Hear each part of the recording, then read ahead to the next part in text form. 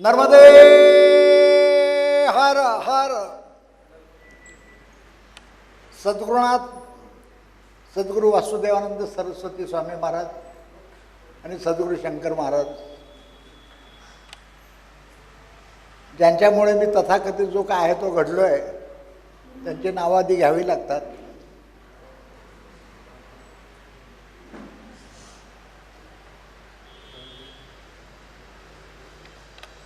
अध्यक्ष अजून यायला अवकाश आहे, ते बाहेरून येत आहेत परगावून. तो पण मी आपलं 4 शब्द बोलून घेतो. कोळेकर आल्यानंतर ते प्रकाशपुत्र संदर्भात काहीतरी बोलतील. तो पण नर्मदे हरवर काही बोलू काय?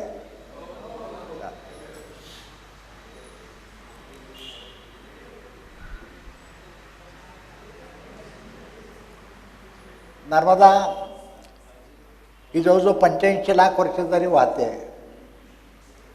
एवढी जुनी नदी जगात कुठं नाही आहे. तर आपण आपल्या पुराणात वगैरे दाखला दिला की मार्कंडेय ऋषींनी 4 कल्पांतात परिक्रमा केली होती. की आपल्याकडं म्हणायची पद्धत आपण ब्रिटिशांच्या अजून वैचारिक गुलाम आहोत. आपलं काही असेल तर त्यात काही अर्थ नाही, फालतू गोष्टी असं म्हणतो आपण. पण नासाने सांगितलं की अरे वा, असं लगेच आपल्या डोळ्यात ते खुपतं. बरं, आलेच आमचे कोळेकर.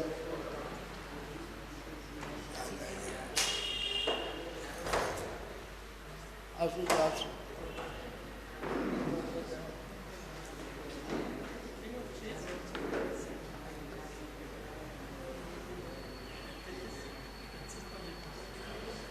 हां, आता काय बोलायचं कोणाला? बोला. कोळेकर साहेब आलेत तर त्या परिचय करून द्या. आजचे प्रमुख पाहुणे श्रीयुत विजयजी कोळेकर व प्रकाशक श्रीयुत चांदगुडे आज येथे उपस्थित झाले.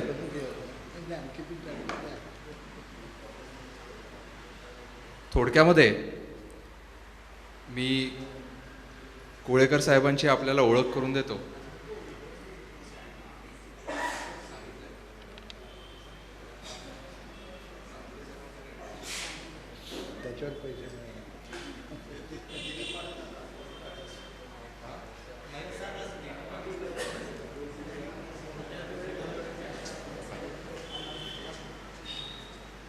थोडक्यात ओळख करून द्यायची, खरं सांगायचं तर थोडक्यात ओळख करून द्यायची कोळेकर साहेबांची म्हणजे या कार्यक्रमाचा एक विरोधाभास ठरेल. तरी जे ठळक मुद्दे त्यांच्या CV मधनं, बायोडेटामधनं माझ्याकडे आले ते मी मांडण्याचा प्रयत्न करतो. ते ठळक मुद्दे देखील त्यांच्या पूर्ण अनुक्रमणिकेच्या निम्मेसुद्धा होणार नाहीत, पण जेवढे आठवतील तेवढे तुम्हाला सांगण्याचा प्रयत्न करतो. कोळेकर साहेब राज्य माहिती आयोग म्हणून 5 वर्ष कार्यरत होते आणि त्याच काळामध्ये त्यांनी मुख्य माहिती आयुक्ताचा देखील कार्यभार सांभाळला. त्यांचा पत्रकारितेतील अनुभव हा 3 दशकापेक्षा जास्त आहे, जिथे त्यांनी आपला स्वतःचा एक वेगळा ठसा उमटवला आहे. विपुल प्रमाणात लिखाण आहे, ते साहित्य प्रकाशित देखील झालं आहे. नाटकं, चित्रपट यामध्ये प्रमुख भूमिका केली आहे.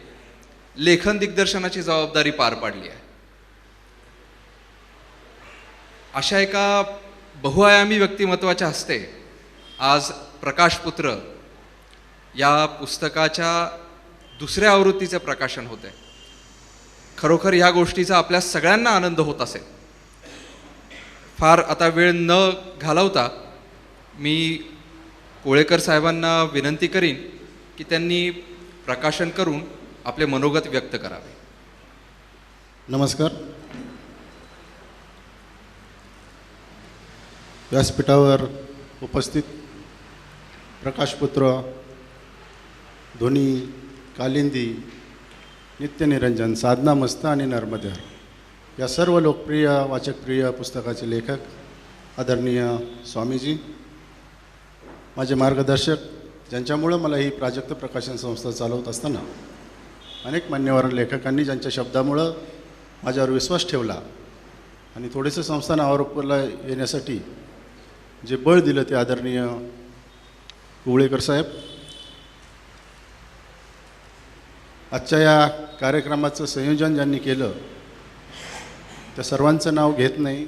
इनामदार साहेब असतील, खैरे साहेब असतील, त्यांचे सर्व त्यांना ज्यांनी सर्वांनी साथ दिली ते सर्व सहकारी असतील, आदरणीय कुलकर्णी साहेब असतील, आपणा सर्वांचंच मी या ठिकाणी या सर्वांच्या वतीनं हार्दिक असं स्वागत करतो. आपल्याला आठवतं आहे 2010 साली आपण स्वामींचं नर्मदे हरिहरे पुस्तक प्रकाशित केलं आणि त्यानंतर त्या पुस्तकाची अशी काही किमया झाली की गेल्या 9-10 वर्षामध्ये त्या पुस्तकाची आपण या पुस्तकाची पहिली आवृत्ती प्रकाशित केली, त्याच वेळेस त्या पुस्तकाची सुद्धा आपण 24वी आवृत्ती प्रकाशित केली. हे मला सांगायला या ठिकाणी आनंद होता.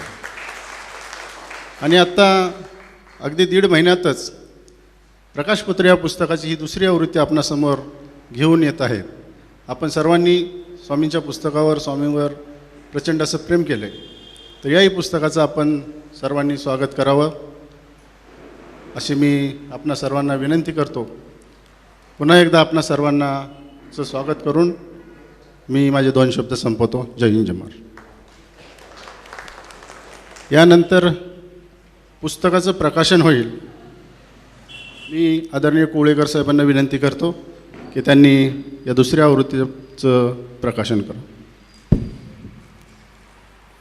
तिकडे लोकांना हात दिला, जागा दाखवा ना.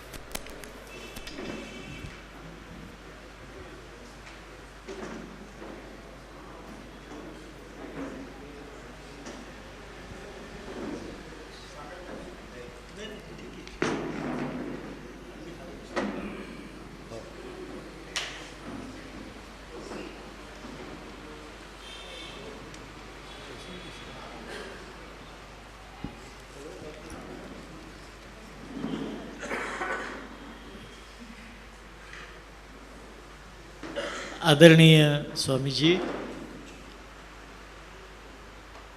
जालिंदर चांदगुडे, या कार्यक्रमाचे सर्व संयोजक आणि उपस्थित मित्र, खरं म्हणजे जे आधीच प्रकाशित आहे त्याचा प्रकाशन समारंभ हा विरोधाभास आहे. परंतु काही गोष्टी उपचाराच्या असतात आणि औपचारिकरित्या कराव्या लागतात. त्यामुळे प्रकाशपुत्र या जगन्नाथ कुंटे लिखित नव्या कथनाची 2री आवृत्ती प्रकाशित झाली असं मी जाहीर करतो.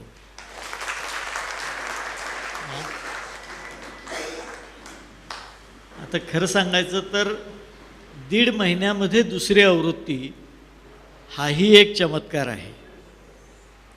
मी हे यासाठी म्हणतो की चमत्कार वगैरे म्हटलं की हल्ली खूप मंडळी अशी एकदम सावध होतात आणि चमत्काराचा पुरावा दाखवा असं बरेच विचारतात. म्हणजे ते विचारतात त्यांच्यापाशी काही अधिकार असतो असं नाही,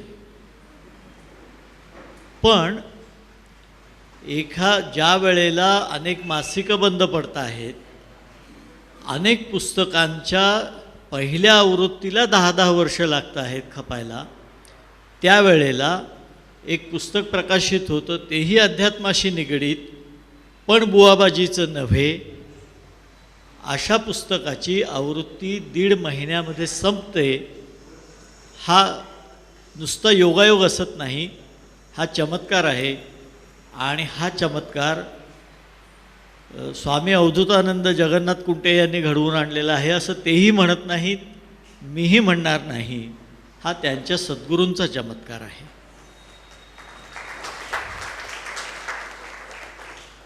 या पुस्तकाचं वैशिष्ट्य काय?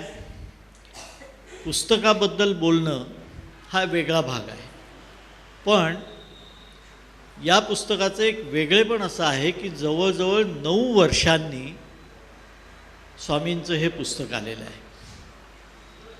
म्हणजे मधल्या एक काळ असा होता की 6 पुस्तकं पटापट अशी लिहिली गेली आणि नंतर थांबलं.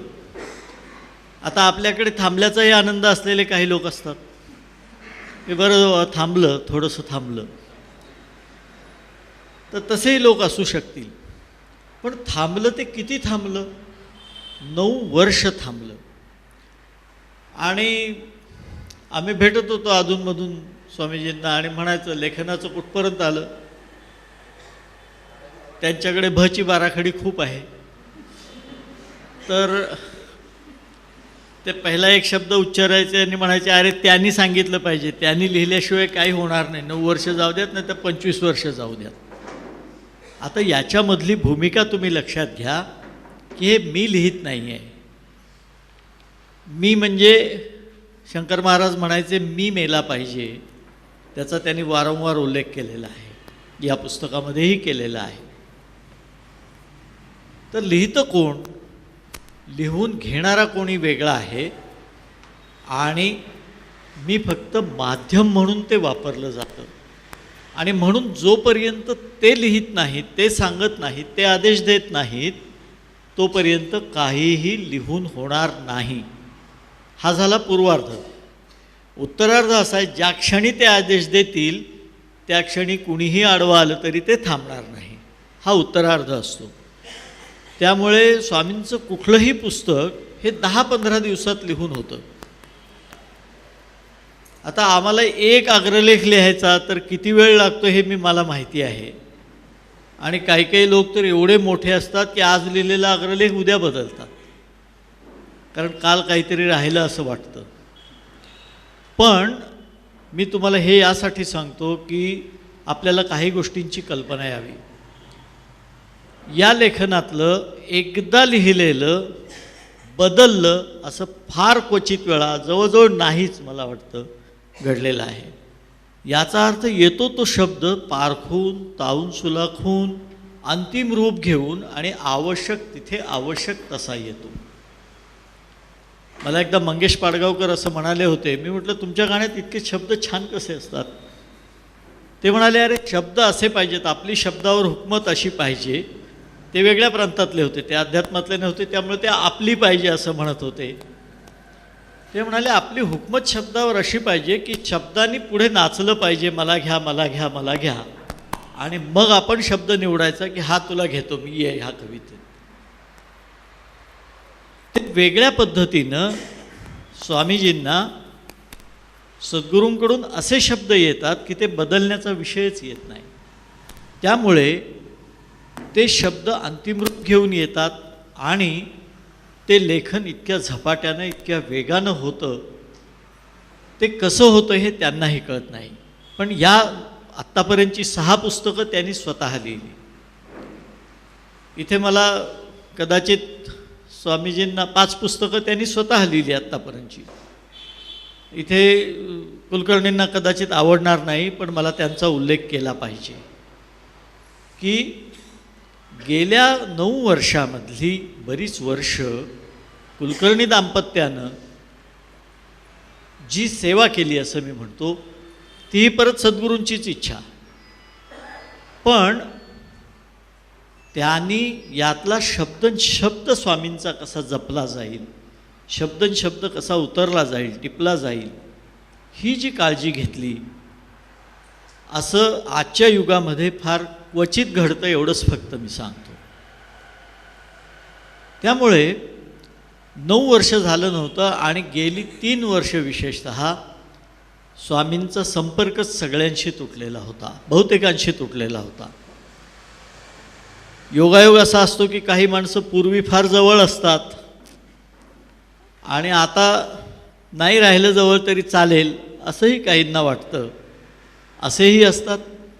काही दोन ओंडक्यांची होते सागरात भेट, एक लाट तोडी दोघा पुन्हा नाही गाठ, अशा पद्धतीनं जवळ येतात, विशिष्ट काळ थांबतात, निघून जातात.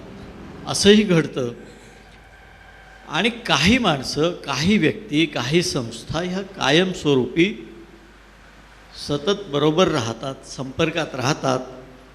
कारण पुन्हा ते कुणीतरी जुळवलेलंच नातं असतं. ते काही मी आता करतो म्हणून होत नाही. तर या 3 वर्षामध्ये स्वामींचा सर्वांशी संपर्क जवळजवळ तुटलेला होता. नाशिकचे शिवबाबा हे स्वामीजी असं नेहमी म्हणतात की ते माझ्या पाठीशी आहेत. मी ज्या दिवशी अलीकडच्याच काळात शिवबाबांनी देह ठेवला त्यावेळेला काही लोक त्यांना म्हणाले बाबा गेले. ते म्हणाले बाबा गेले नाहीत, बाबांनी देह ठेवला एवढंच तुम्हाला माहीत आहे. त्यामुळे दुःख करत बसणं, रडत बसणं याची काही आवश्यकता नाही. हे मी यासाठी सांगतो की मी अशी आध्यात्मिक मंडळी पाहिलेली आहेत जी दुसऱ्याला सांगतात दुःख करायचं नाही, शोक करायचा नाही. आणि एखादा नेहमी येणारा भक्त 15 दिवस आला नाही तरी ते म्हणजे काय झालं बाबा, काय चुकलं, काय काय गडबड होते का काय, असं करतात.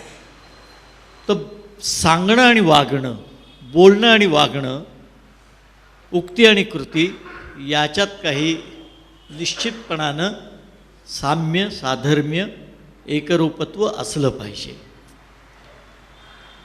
मी आता कितीतरी वर्ष त्यांची सर्व स्थित्यंतरं पाहत आलेलो आहे. लिहिणारा, मनोहर साप्ताहिकाच्या कचेरीमध्ये अफाट गप्पा मारायला येणारा आणि इतरांना न कळलेला असा एक माणूस, इथपासून ते स्वामी अवधूतानंद म्हणून असंख्य लोकांच्यासाठी प्रेरणास्थान ठरलेले जगन्नाथ कुंटे, अशी अनेक रूपं मी पाहत आलेलो आहे. हाही परत योगायोगाचाच भाग आहे. या 5 पुस्तकांमध्ये पहिल्या जे आहे त्याचाच वेगळ्या पद्धतीचा आविष्कार 6व्या पुस्तकात आहे. याचा अर्थ तेच लिहिलं आहे असं नव्हे. तो असा की इथेही मार्गदर्शन आहे. पण संबंध पुस्तकात कुठेही जगन्नाथ कुंटे असं म्हणत नाहीत की हे मी सांगतो आहे. त्यांची शैली फार छान आहे. ते कुठे या स्वामींनी सांगितलं, त्या सद्गुरूंनी सांगितलं, तुकाराम महाराजांच्या ग्रंथात आहे, ज्ञानेश्वर माऊलींच्या ग्रंथात आहे, असं सांगतात. पण तुम्हाला काय सांगायचं ते त्यांना बरोबर माहिती आहे आणि तसं ते सांगतात. या सर्व पुस्तकांप्रमाणे प्रकाशपुत्रचं हे वैशिष्ट्य आहे की इथेही धर्म आणि अध्यात्म यातला नेमका फरक ते सातत्यानं सांगतात. आपण रूढार्थानं अध्यात्माची सांगड धर्माशी घालतो. धर्माचा आणि अध्यात्माचा, धार्मिक प्रगतीचा आणि आध्यात्मिक प्रगतीचा तसा रूढार्थानं काहीही संबंध नाही. त्यामुळे अध्यात्माला, आध्यात्मिक साधनेला, आध्यात्मिक प्रगतीला जात, धर्म, पक्ष, पंथ, प्रांत या कुठल्याही भाषा, ह्या कुठल्याही मर्यादा नाहीत, कुठल्याही भिंती नाहीत, कुठलीही बंधनं नाहीत. हे प्रत्येक पुस्तकात ते सांगत आहेत. या पुस्तकाचं वेगळं पण असं आहे की थोडंसं आधी कळस मग पाया तसं आहे. नर्मदे हरहरमध्ये सुरुवातीला त्यांनी आपण नर्मदा परिक्रमेत घेतलेले अनुभव ज्या केल्या तेवढ्यात ते सांगितले. त्यातून त्यांचं एक वेगळं रूप आपल्याला पाहायला मिळालं. आणि आता ते या आध्यात्मिक प्रवासाच्या प्रारंभाची एक कहाणी सांगत आहेत. म्हणजे पहिला प्रवास भरपूर सांगून झाला आणि आता सुरुवातीकडे ते वळलेले आहेत. आणि मला असं वाटतं यानंतर त्यांचं जे पुस्तक येणार आहे तेही तशीच प्रारंभीच्या काळातलीच एक कहाणी सांगणार आहे. हे 3 वर्ष त्यांचा जो संपर्क नव्हता तर खरं सांगायचं म्हणजे माणसानं लिहिलं नाही तरी चिंतन चालू नसतं असं काही नसतं. चिंतन चालू असतं, मनन चालू असतं, अनेक प्रकारचं स्फुरण चालू असतं. ते प्रकट कधी व्हायचं हे त्यांच्या म्हणण्याप्रमाणे सद्गुरू ठरवतात. या 3 वर्षामध्ये त्यांचं मनोगत त्यांच्या म्हणजे ते आध्यात्मिक आहेत पण अतिशय मिश्किलही आहेत. तुम्हाला त्याचा प्रत्यय अनेकदा येईल, पुस्तकात तर अनेक ठिकाणी येतो. तर त्यांनी लिहिलं आहे की काही लोकांचा फोन यायचा खात्री करून घ्यायला की बा स्वामीजी आहेत का अजून, बहुतेक गेले का काय असं. तर फोन यायचा, स्वामीजी आहेत का अजून. ते म्हणाले पलीकडच्या माणसाला माहीत नसायचं की उत्तर देणारा मीच असायचा. तर हे लोक संपले असं जाहीर करणं, काही लोकांना दुसरा संपला हे जाहीर करण्यात फार आनंद असतो. लेखक म्हणून संपला, गायक म्हणून संपला, माणूस म्हणून संपला. म्हणजे ते दुसरा संपण्याची वाट बघताना आपण काही अंशानं स्वतः संपत असतो याची काही ते फिकीर करत नाहीत. पण हा संपला का हे खात्री करून घेण्याची उत्सुकता फार लोकांना. आणि काही वेळेला काही लोक खरवडूनही बघत असतात की खरंच काही आहे का.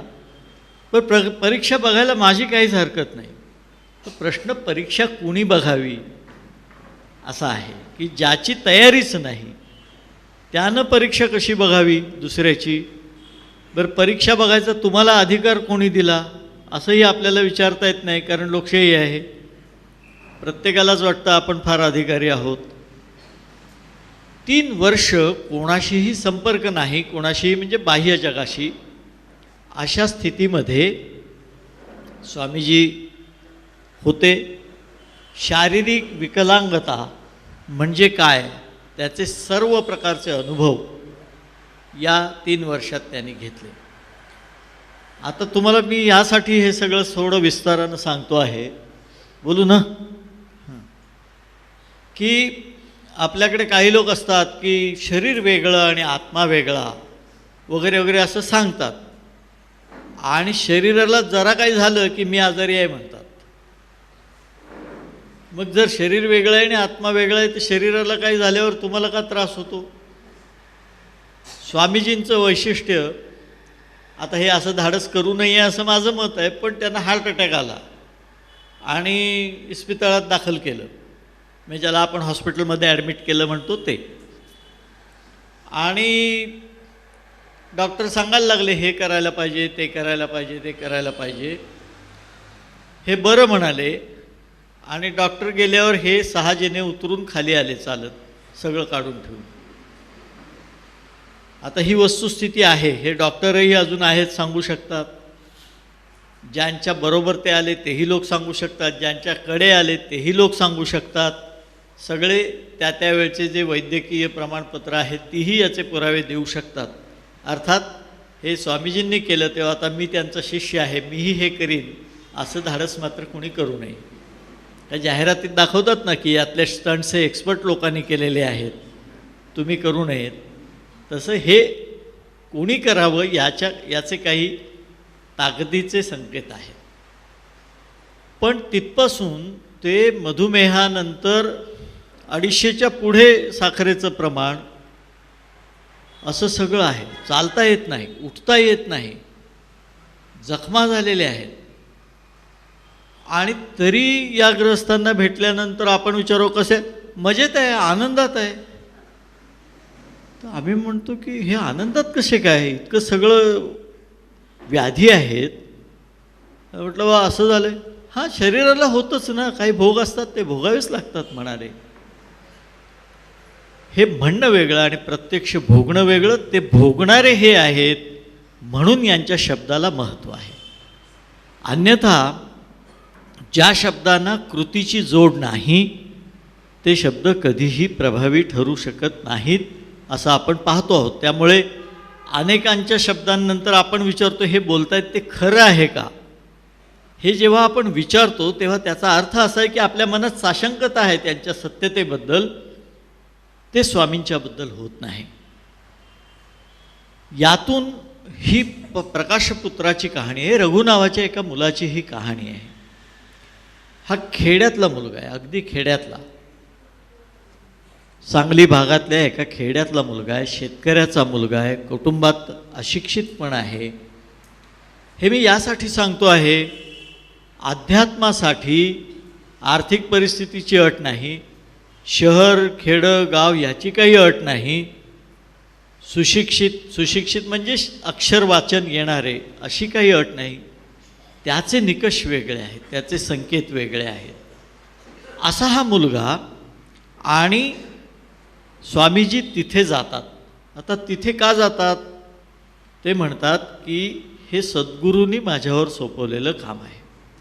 तर सद्गुरूंनी जे सोपवलं ते केलं पाहिजे. केलं पाहिजे म्हणजे केलं पाहिजे की नाही हे ह्यांच्या हातात थोडंच आहे, करावंच लागणार ते. तिथे गेल्यानंतर हा रघु आणि त्याची प्रगती कशी होते आहे. तुम्ही हे पुस्तक वाचल्यावर तुमच्या लक्षात येईल, कित्येक ठिकाणी ते असं म्हणतात की रघुनं ही जी उंची गाठली ही मला अजून गाठता आलेली नाही. असं किती लोक कबुली देतील? आता ते खरं आहे नाही असं मी काही त्याच्यावर भाष्य करणार नाही की यांना ती उंची गाठता आली की नाही वगैरे, पण हे सांगणं की हा खूप उच्च पातळीवरचा साधक आहे.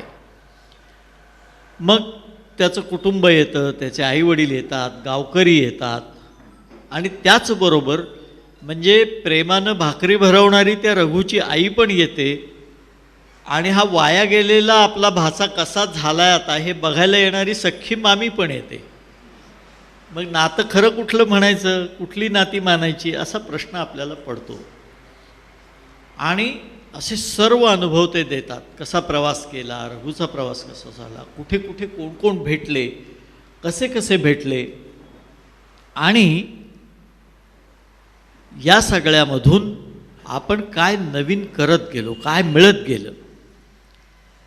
हे एका बाजूला ही रघुची कथा आहे, पण दुसऱ्या बाजूला अध्यात्मामध्ये ज्यांना काही साधना करण्याची इच्छा आहे त्या सर्वांसाठी हे मार्गदर्शनही आहे. रघुच्या रूपानं, गावकऱ्यांच्या रूपानं अनेक प्रश्न उपस्थित झालेले आहेत. ते लोक प्रश्न विचारतात की असं झाल्यावर काय करावं, याचा अर्थ काय, आणि त्याची उत्तरं दिली जातात. ही उत्तरं या मार्गातल्या प्रगतीवर जाऊ इच्छिणाऱ्या अनेकांसाठी आहेत. त्याचबरोबर अनेक लोक जातीचे, धर्माचे, पक्षांचे, पंथांचे असे संदर्भ उपस्थित करत राहतात. त्यांनाही त्यांनी त्यांच्या परखड भाषेत चोख उत्तरं दिलेली आहेत, आणि ते भाष्य जहाल म्हणावं इतपत कडक आहे, पण ते आवश्यकही आहे. कारण समाजातल्या दुष्प्रवृत्तींवर जर प्रहार करायचा असेल तर तो तितक्या ठामपणानं, तितक्या स्पष्टपणानं आणि तितक्या परखडपणानं करावा लागतो. कारण अध्यात्मातलीच मंडळी, जर मी अध्यात्मातली म्हणतो आहे, मी बुवाबाजीतली म्हणत नाही, कारण त्याच्यावरही ते प्रहार ओढतातच की एक एक बुवा कसे श्रीमंत होतात आणि मग कसं त्यांच्या शाखा निघतात आणि काय काय होतं, याची खूप उदाहरणं त्यांनी दिलेली आहेत. पण ह्या सगळ्यातून ते अनेकांचा उल्लेख करतात. मग कधी साईबाबांचा उल्लेख येतो, कधी गजानन महाराजांचा उल्लेख येतो, गोंदवलेकर महाराजांचा उल्लेख येतो, अनेकांचे असे उल्लेख येतात. समर्थ, ज्ञानेश्वर, तुकाराम महाराज, एकनाथ महाराज, चोखोबा, हे तर म्हणजे अनेक आहेत. त्याचबरोबर पाश्चात्य तत्त्वज्ञानातलेही संदर्भ येतात. तर हे काही शाळा महाविद्यालयात गेलेले नाहीत, किंबहुना शाळेनं माझ्या आयुष्यातली खूप वर्ष फुकट घालवली असं म्हणणाऱ्यांपैकी हे एक आहेत. आणि तरीही हे पाश्चात्य तत्त्वज्ञानातले संदर्भ कसे येतात, त्याचं कारण सर्व ठिकाणी मूलभूत तत्त्व म्हणून माणसाचं मन लक्षात घेऊन केलेलं मार्गदर्शन हे जाणण्याची एक वेगळी क्षमता असते. म्हणजे ते एकदा म्हणाले की अमुक अमुक ठिकाणी आपल्याला जायचं आहे असं आम्ही म्हटलं, तर ते म्हणाले की ठीक आहे तुम्ही जा, मी आहे तिथे. तर याचा अर्थ काय? याचा अर्थ विशिष्ट ठिकाणी जाण्यासाठी मला प्रवासच करण्याची गरज आहे असं नाही. तसंच विशिष्ट अध्यात्म समजण्यासाठी ती पुस्तकं वाचली पाहिजेत असं नाही. म्हणजे पढत पंडित आणि अनुभवजन्य ज्ञान या दोनमधला फरक, दोनमधलं महत्त्वही आपल्याला इथे लक्षात येतं. हे करणारे कुंटेस्वामी हे आता प्रकाशपुत्र हे पुस्तक आपल्यापुढे घेऊन आलेले आहेत. याच्यामध्ये एकच मी तुम्हाला सांगतो की ज्याच्यामध्ये त्यांची सबंध कल्पना ते स्पष्ट करतात की एकदा एक गृहस्थ शंकर महाराजांचे शिष्य, त्यांच्या हातून देवाची मूर्ती फुटली. फुटल्यानंतर आपण अस्वस्थ होतो, निरंजन विझलं आपण अस्वस्थ होतो, ज्योत विझली आपण अस्वस्थ होतो. मूर्ती फुटली म्हणजे तर प्रचंड मोठा अपशकुन असं आपण मानतो. तर ते महाराजांना म्हणाले, महाराज आज पूजेची मूर्ती फुटली आणि भंगली, काय करू? ते दुःखी होते, अतिशय दुःखी होते, शोकमग्न होते, कदाचित घाबरलेलेही असावेत. तेव्हा शंकर महाराज हसून म्हणाले, अरे सुटलास, हाच मोक्ष, त्या मूर्तीच्या आसक्तीतून सुटलास. अरे मूर्ती फुटली, परमेश्वर नाही फुटला. हे वेगळेपणासाठी फक्त मी एक छोटं उदाहरण हे सांगतो आहे. परमेश्वर सर्वत्र भरून राहिला आहे. हे शंकर महाराजांचं झाल्यावर कुंटेस्वामी भाष्य करतात, मूर्ती किंवा चेहरे ही केवळ प्रतिमा आहे. प्रतिमा म्हणजे परमेश्वर नव्हे. परमेश्वर म्हणजे प्रकाश, चैतन्य. इतक्या सहजतेनं ईश्वराची आपल्याशी ओळख करून देणारं असं हे त्यांचं नवं पुस्तक आहे. मला असं वाटतं हे वाचावं आपण आणि त्यातून आपले आपले अर्थ, आपले आपले अन्वय आपण शोधावेत. हे जास्त चांगलं. मी याच्यात अधिक भाष्य करत नाही, पण आध्यात्मिक मार्गदर्शनाचं पुस्तक म्हणून जसं आहे तसं ललित साहित्य म्हणूनही हे अतिशय सुंदर आहे. याच्यात काही काही व्यक्तिरेखा इतक्या सुंदर आलेल्या आहेत. त्या आश्रमात भेटलेले एक गृहस्थ की जे खरं म्हणजे तेच आध्यात्मिक मार्गदर्शन करणारे मोठ्या ताकदीचे होते हे नंतर कळतं. किंवा या रघुचे आई वडील आणि त्यांची शेवटच्या काळातली रघु घराबाहेर पडणार असतानाची अवस्था, त्याची मानसिकता, हे सगळं, किंवा जुनी मंडळी भेटल्यानंतरचा पाहण्याचा त्या लोकांचा दृष्टिकोन, ह्याच्यात मानवी स्वभावाचे सुद्धा अनेक नमुने येतात. आणि मग हे सगळं सांगत सांगत मला असं वाटतं ते स्वामी सांगतात की बा हे सगळं असतं आपल्या अवतीभोवती, या सगळ्यासह पण सगळ्यात न गुंतता आपल्याला एक पाऊल पुढे टाकायचं आहे. ते कसं टाकावं ते या पुस्तकानं पुन्हा एकदा सांगितलं आहे. मला असं वाटतं हा अनुभव आपण प्रत्यक्ष या पुस्तकाच्या वाचनातून घेणं. एक गोष्ट मी निश्चित सांगू शकतो, हे तुम्ही वाचायला घेतल्यानंतर 8-15 दिवस लागणार नाहीत वाचायला. हे तुम्ही एका वाचनात संपवाल आणि त्यानंतर अर्थ उलगडत जावा म्हणून पुन्हा पुन्हा वाचाल. कारण पहिल्यांदा ते तुम्हाला एका ओघामध्ये बरोबर नेतं आणि नंतर मग वाटतं की अरे हे समजलं नाही, हे लक्षात आलं नाही, हे पुन्हा एकदा बघितलं पाहिजे. असं हे दोन्ही पातळ्यांवरचा उत्तम आनंद देणारं आणि उत्तम मार्गदर्शन करणारं लेखन आहे. आता त्याच्या माझ्या हस्ते वगैरे ह्याला काही फार अर्थ नाही, कारण पुष्पासंगे मातीस वास लागे अशी आपल्याकडे म्हण आहे. तर फुलामुळे मातीला सुगंध येतो, तसा हा प्रयोग आहे की ह्या पुस्तकाला हात लागल्यामुळे मला थोडंसं काहीतरी मिळायचं असेल तर मिळणार असेल असं मी समजतो. आणि मला या कार्यक्रमात सहभागी करून घेतल्याबद्दल धन्यवाद देतो. मला कल्पना आहे आपण स्वामींचं ऐकायला उत्सुक आहात, मीही उत्सुक आहे. मी थांबतो. नमस्कार.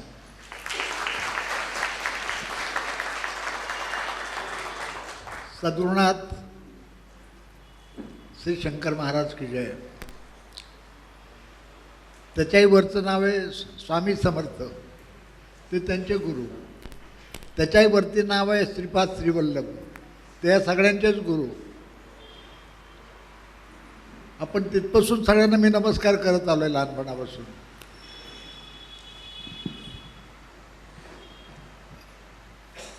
तर काहीतरी कृपा ही होणारच. माझी वैयक्तिक लायकी काय वगैरे हे दुय्यम प्रश्न आहेत, कारण मी काही शाळेत गेलो नाही, काही नाही. आपण मस्त मौला राहतो रे या क्षणापर्यंत. पण त्या सगळ्या गोष्टींची अध्यात्माशी काही संबंध नसतो. तर लोक आपल्याला वरतून बघतात की अरे हा इथं काम करत होता, तिथं काम करत होता, म्हणजे याची एकूण लायकी काय असणार. त्या लायकीवरून मला भयंकर हसू येतो. आपण अशी कोणाचीच काही लायकी करू शकत नाही. हे बोलताना म्हणले की मला का, माझ्या दृष्टीने हा आदर्श माणूस आहे माझ्यासाठी. आत्यंतिक निष्कलंक, या माणसावर कुठलाही डाग नाही. असा माणूस मला पहिल्या पुस्तकापासून भेटला. त्यांच्यामुळेच नर्मदेहर पुस्तके निघालं आहे. सगळा आनंद आहे त्यामुळे. अजून भलेपणा कुठला तरी मिळायचं काय कारणच काय, एवढं बाद झालं ना. मग त्यामुळे पहिली आवृत्ती निघो नाही तर 100वी निघो, आपल्याला काही देणं घेणं नाही. छापणारा छापतोय, लोक घेणारे घेत आहेत. इथं काय फारशी जाहिरात बिरात काही कुठं नसते. आम्हाला कुठलं बक्षीस मिळालं नाही, काही मिळालं नाही. मला खूपदा लोक टोचतात, आणि तुला हे काही बक्षीस कसं नाही. म्हटलं बक्षीस असं मिळवणारे लोक वेगळे असतात, त्यांचं ते सगळं फिल्डिंग असते. आपल्याकडे फिल्डिंग काही नाही. फिल्डिंग मागायला आलं तर लाथा खाऊन देईन माझ्याकडून. मी शिव्या भयंकर घालतो. या पुस्तकात दिलं आहे, ह्याच्या अगोदरच्या पुस्तकातही दिलं आहे की सगळी सत्पुरुष मंडळी विक्षिप्त का वागतात. त्याचं कारण असतं त्यांना गर्दी नको असते, अजिबात नको असतो. कोणी चिकटायला ते मागत नाहीत. ते फुटवतात माणसांना, शिवी घालतील, अमो घालतील, काहीतरी विचित्र वागतील. पण जो योग्य माणूस असेल त्याला जवळ करतात. इथं मोबदल्याचा काही प्रश्न नसतो. गुरुला गुरुदक्षिणावर काही द्यायचीच नसते. आपलं आयुष्य त्याला देणं हीच गुरुदक्षिणा आहे. बोला. अच्छा, मला वाटलं पाय खेचायला आलं काय.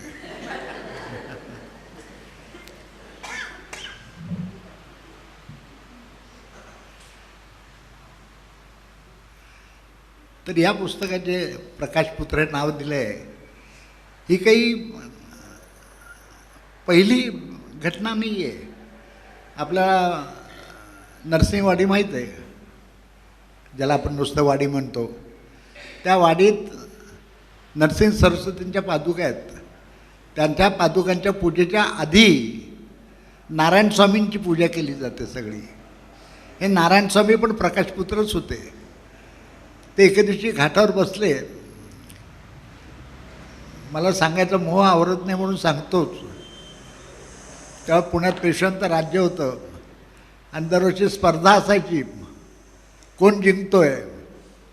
त्याच्यात हे नारायण स्वामी अत्यंतिक विद्वान माणूस तिथे गेला, पण हारला तो. त्याला भयंकर दुःख झालं की माझ्याकडे एवढी विद्वत्ता आहे, चारित्र आहे, सगळं काही आहे, मी हारलो कसा.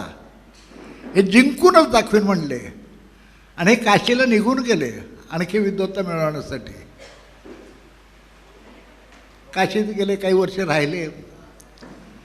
एके दिवशी असा दिवस येतो की त्यांचे गुरु त्यांना म्हणतात की अरे तू सगळं मिळवलं आहेस, आता माझी गुरुदक्षिणा कधी देणार बोल.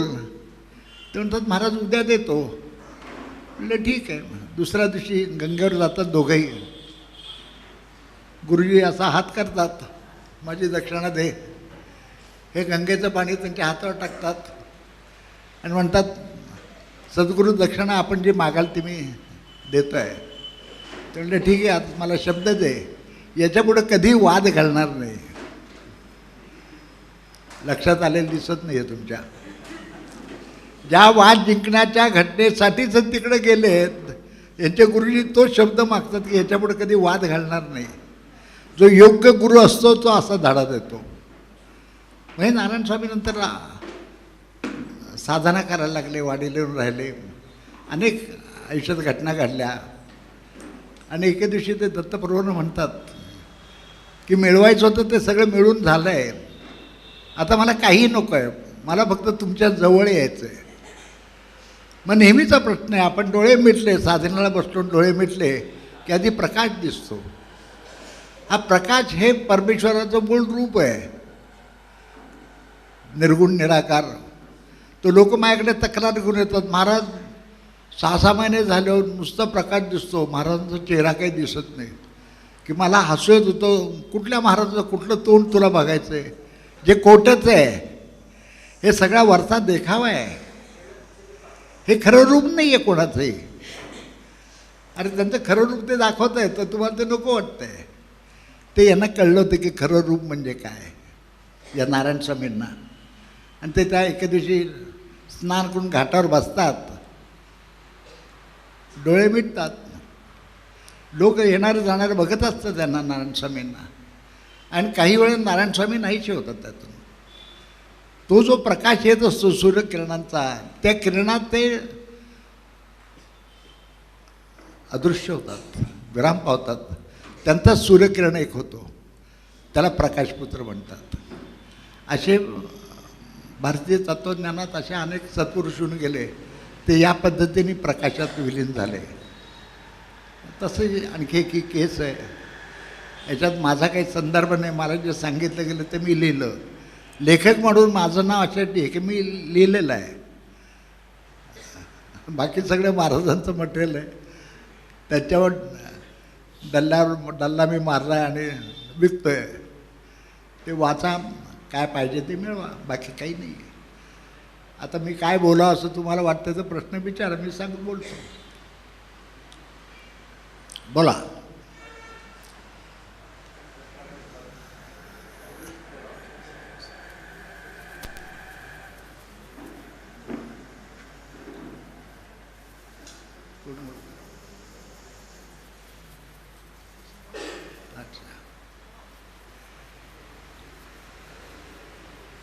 हा जो मुलगा आहे, सांगण्यापुरतं कराड हे माझं जन्मस्थान आहे. त्या गावात मी 3 दिवस होतो. त्या गावाच्या शेजारच्याच गावातला हा मुलगा आहे, रघुनाथ. माझं नाव नेमकं जगन्नाथ. 2-3 दिवस तिथं राहिलो तर कळलं की हा मुलगा विलक्षण आहे. याच्यात ते सगळं मटेरियल भरलेलं आहे, फक्त काडी लावायची की स्फोट होईल, आणि तो होतो. मला कळून चुकतं की हा तर आपलून भारी मुलगा आहे. प्रत्येक साधकाची एक एक कथा असते की हा कसा घडला, तो कसा घडला, अमुक कसा घडला. इथं कसा घडल्यावर प्रश्न नाही, तो घडलेलाच होता. तो आयता गोळा माझ्या हातात मिळाला, बाकी काही नाही आहे. मग आम्हाला कुठं कुठं जावं लागलं, प्रवास करावा लागला. तो त्यांनी इतक्या छान पद्धतीने केला की कित्येकदा त्याचे डोळे मिटलेलेच असायचे.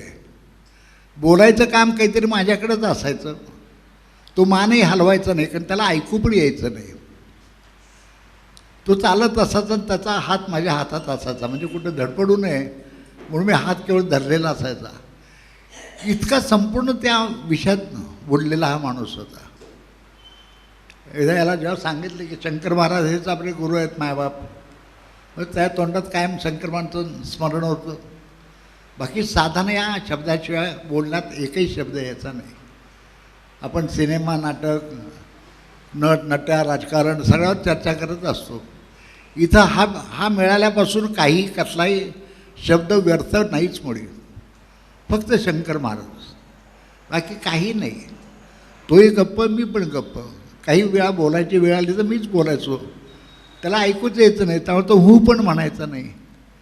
इतकं जावं लागतं तर लवकर ती प्रगती होते. आम्ही 7-8 वर्ष काहीतरी उद्योग करत असतो, पण हातात काही लागत नाही, कारण आमची संपूर्ण शरणागती नसते. इथं संपूर्ण शरणागती लागते. ते जे काही करून घेतील ते करायचं आहे. त्यांनी सांगितलं उडी मार म्हणून, तर काय उडी मारायची का, आपण विचार नको का करायला. असला मूर्खपणाची वाक्य अध्यात्मात येत नाहीत. इथं मूर्खच माणूस लागतो. सांगील ते कर, बाकी विचारू काही नको. त्याची उत्तरं मिळतात, त्याची उत्तरं मिळतात आतून. त्यामुळे माझ्यासारख्या अक्षय म्हणजे फालतू शब्द पण खूप श्रेष्ठ वाटेल इतका मी फालतू माणूस आहे. माझ्याकडे काही नाही, मी काही वाचलेलं नाही. ज्ञानेश्वरी आहे, गीता आहे, गाथा आहे, दासबोध आहे, मी काही वाचलं बिचलेलं नाही आहे. मग बोलता बोलता किंवा लिहिता लिहिता संदर्भ कसे येतात तर ते सद्गुरू आतून भरून देतात. ते पेनमधून येत असतं, बाकी काही नाही. पेन चालवायचं की पुस्तक पानं भरता येतं. त्यामुळे माझा ह्याच्यात काही वाटा नाही. आणि असं व्हायला मलाही आवडेल, पण मी अजून काही तसं झालेलं नाही आहे. गंमत म्हणजे मी कोणालाही शिष्य मानत नाही, मला कोणी शिष्य नाही आहे. पण मला गुरु मानणारे अनेक लोक भेटलेत. हा एक विनोदाचाच भाग आहे. तसा हा आहे. पुढच्या पुस्तकात आणखी एक आहे. याच्या मागच्या 3 पुस्तकात आणखी 6-7 व्यक्तिमत्व आहेत. त्यांनी गुरु मानलं, ठीक आहे, तो त्यांचा दृष्टिकोन आहे. मी काही त्यांना शिष्य मानलं नाही. महाराज काय म्हणायचे ते मी त्यांना सांगितलं बघतो. तुकाराम महाराज म्हणतात, फोडेल हे भांडार, तशी आपली अवस्था आहे. तिथं सगळ्या संतांनी लिहून ठेवले काय काय ते महाराज माझ्या डोक्यात भरतात काही वेळेला. ते मी उतरून काढतो, बाकी काही नाही. जे तिथं हे येतं असं नाही. सिनेमातलं गाणंसुद्धा येऊन जातो. माझ्या दृष्टीने ते भजनच आहे. मेरे मेहबूब म्हणल्यानंतर माझ्या डोळ्यासमोर काही नटी उभी राहत नाही. हे माझं दुर्दैव आहे. माझ्या डोळ्यासमोर ते येतं की शंकर महाराजच माझा मेहबूब आहे. इथं सगळं विलक्षण काम असतं. इथं सतत ते भरलं गेलं पाहिजे.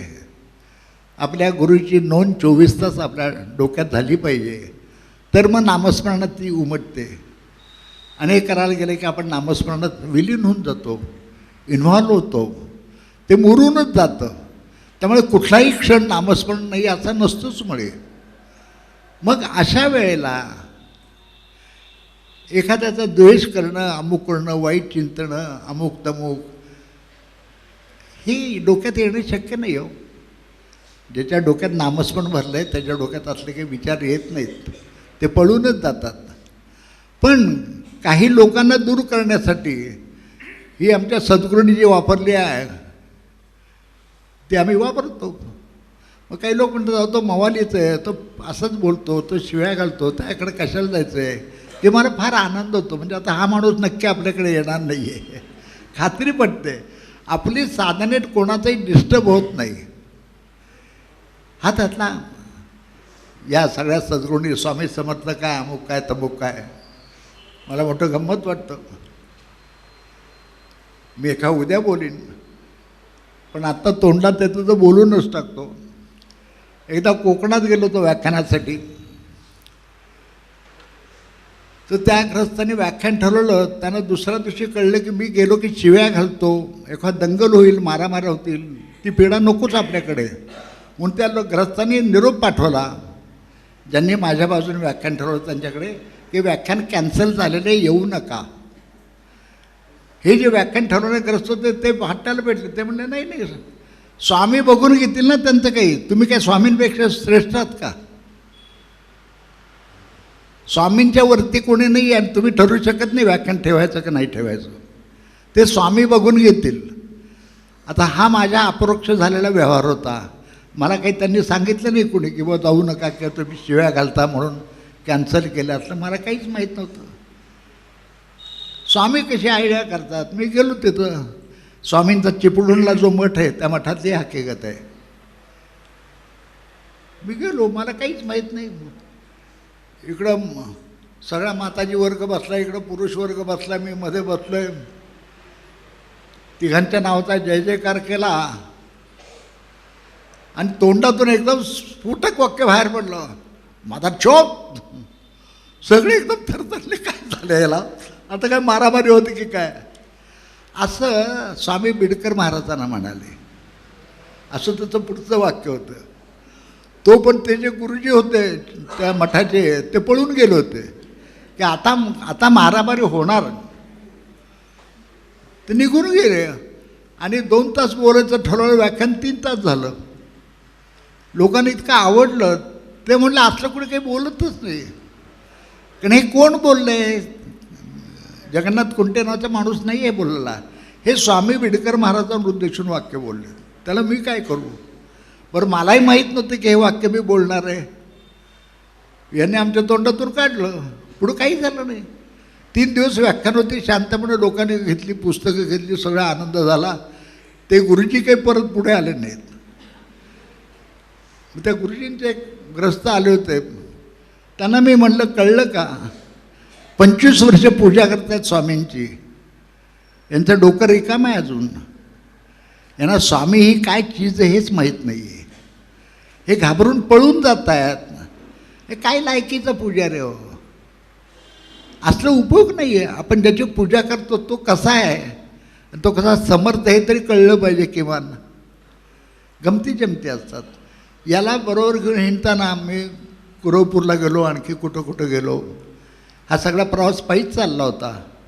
इथून कुरवपूरला घेऊन त्याला 2दा मला जावं लागलं. तिकडून आलो, मग आणखी कुठं गेलो. याच्यात खाण्यापिण्याची सगळ्याची सोय सद्गुरू करतात. आज नाश्त्याला काय मिळतं का असं डोक्यात कधीही येत नाही. सगळं आरामात चाललं होतं. सद्गुरू समर्थ आहे हे लक्षात घेतलं पाहिजे आणि मग त्याप्रमाणे सद्गुरूला शरण गेलं पाहिजे. फक्त सद्गुरू काय लायकीचं आहे हे पण बघावं लागतं. तुकाराम बुवांनी किंवा समर्थ रामदासांनी फार स्वच्छ हे सगळं लिहून ठेवलेलं आहे. ज्यांचे आश्रम आहेत, अमुक आहे, तमुक आहे, गाडीबिडी आहे, ट्रस्ट आहे, असले गुरु नसतात. तो हे ढोंगी लोकांचे उद्योग आहेत पैसा जमवणं. स्वामींच्या ढोंगणाला लंगोटी असायची किंवा नसायची, पण शेगावचे गजानन महाराज असेच, शंकर महाराज त्याच्यावर आणखीच वेगळंच काम होतं काहीतरी. या सगळ्या लोकांनी आपल्याला दाखवले की वैराग्य हवं. तेव्हा कोणीतरी माझ्याकडे येतं की अमुक महाराज येणार आहेत, आपण याल का? मी सांगतो नाही येणार. हा महाराज कधी ओसडीचा झाला? आता त्याच्याकडे वैराग्य आहे का? वैराग्य नसेल तर अध्यात्माचा विषयच काढू नका. इथं काही संबंध नाही त्याच्याशी. ते त्या मुलांनी मला शिकवलं असं म्हणायची वेळ येते. हा जो प्रकाशपुत्र झाला आहे मुलगा, याच्याकडून मला शिकायला मिळालं की वैराग्य आणि आपली साधना किती टोकाला जात आहे, त्याचाच आदर्श आहे. त्यामुळे इथं माझंही काही महत्त्व राहत नाही, त्याचंच महत्त्व राहतं आणि त्याचं राहतं, कारण त्याचा गुरु त्याच्यावर श्रेष्ठ असतो. मला ते थांबावंसं वाटतं, कारण पुस्तकात सगळं दिलं आहे. हो, तुम्हाला काही विचारायचं असेल या संदर्भातलं तरी विचारा. डाळ रोटीचा भाव विचारू नका, या संदर्भातला प्रश्न विचारा, महाराज उत्तर देतील. बोला. स्वामीजी, प्रश्न असा आहे की मी पुस्तक वाचलेलं नाही आणि वाचणार आहे आता. तुम्ही जे काही नारायण स्वामींबद्दल सांगितलं, चमत्कार यामध्ये अनंतात विलीन हा चमत्कार नाही आहे, ही वस्तुस्थिती आहे. जे काही झालं, मला प्रश्न असा म्हणजे हो. आपल्या भारतीय संस्कृतीत, धर्मात म्हणत नाही, हिंदू धर्मात, भारतीय संस्कृतीत असे उदाहरणं किंवा प्रसंग वेगवेगळ्या लोकांच्याकडनं ऐकायला येतात आणि ते म्हणजे माझं मत असं आहे की ते खरे आहेत. पण दुसऱ्या संस्कृतीत, ज्या भारतीय संस्कृतीत तसे असे त्या संस्कृतीत असे आपल्याला का ऐकायला काही मिळत नाही? फक्त भारतीय संस्कृती, महाराज, चमत्कार, अनंतात सगळं खरं आहे, माझं मी दिशा मानतो. पण बाकीच्या संस्कृतीत आपल्याला अशी उदाहरणं का ऐकायला मिळत नाही? त्याचं कारण असं आहे की साधना वगैरे भानगडी इतर धर्मात नाहीच आहेत. हा फरक लक्षात घ्या. ख्रिश्चन धर्मात आणि इस्लाममध्ये आतलं काही लफडं नाही आहे. त्यांचा पोप मोठा बसला आहे आणि तो विसंगत असा आहे की येशू ख्रिस्तांनी सांगितलं every rich person is a Sinner, आणि पोप एवढा जगात श्रीमंत माणूस कोणी नाही. म्हणजे तुम्हीच विचार करून बघा. असा तो सगळा विनोद आहे. आणि इस्लाममध्ये तेच आहे, तसबी म्हणजे माळ असते, अल्ला अल्ला म्हणून जप चालतो, ह्याच्या पलीकडे साधना म्हणून काही नाही आहे. या वैदिक संस्कृतीतच साधना वगैरे सगळ्या भानगड्या आहेत. अत्यंतिक डेव्हलप झालेली संस्कृती होती, आता नाही आहे. आता फार काही ठिकाणी ते थोडंसं राहिलं आहे. पण याचा आपल्या पूर्वजांनी प्रचंड अभ्यास केला, साधनेची पद्धत बसवली.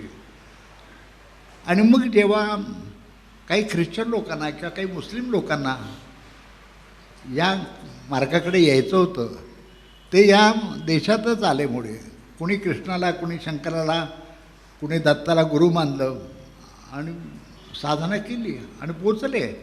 असे मुस्लिम संत भारतात अनेक आहेत, दिले पुस्तकातून नावं त्यांच्या, पण हे इतर ठिकाणी नाहीच आहे, त्यामुळे ते बाकीच्या ठिकाणी आढळत नाहीत ते.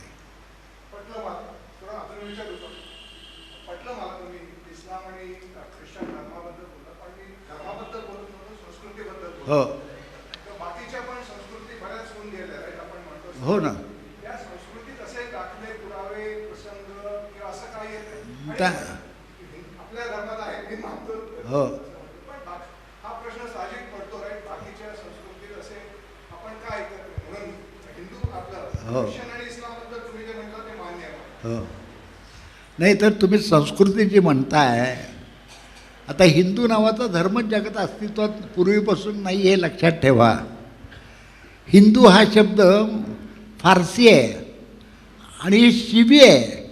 हे चाले चोर, लुटारू, विश्वासघातकी लोक असा त्याचा अर्थ होतो. ही इराण्यांनी आपल्याला घातलेली शिवी आहे, ते आम्ही आपल्या धर्माचं नाव म्हणून मिरवतो. असले तर आम्ही महामूर्ख लोक होतो. आपल्या तथाकथित धर्माचं नाव वैदिक धर्म आहे.